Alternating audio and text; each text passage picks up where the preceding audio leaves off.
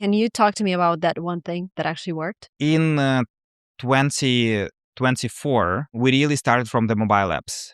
And things were not working well because retention for mobile apps is relatively low. Things drastically changed for Higgsfield when we started to constantly iterate with creatives. And we just asked them very simple question like, did you see this video? This was a cool AI generated video. And they said, oh no, how is this possible? What's the cost? And we say, it actually cost maybe less than $500 to make this video. And then we ask, did you actually try these models? What's your experience with AI?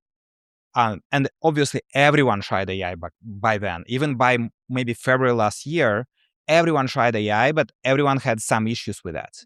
Back then, we realized that the core limitation was around camera control. Like a lot of creative directors, they really want to control all the camera effects, camera angle, and so on.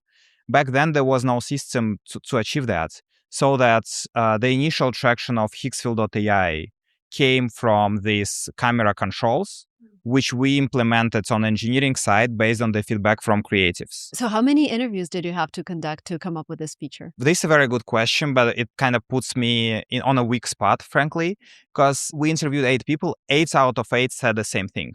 And we talk from Hollywood level movie directors to like regional producers of commercials.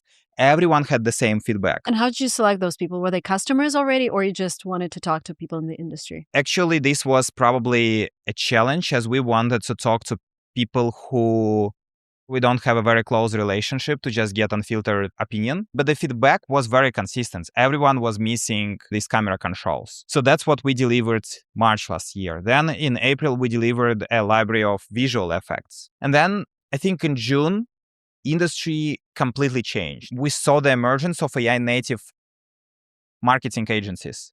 So essentially those agencies, they completely go end to end with AI.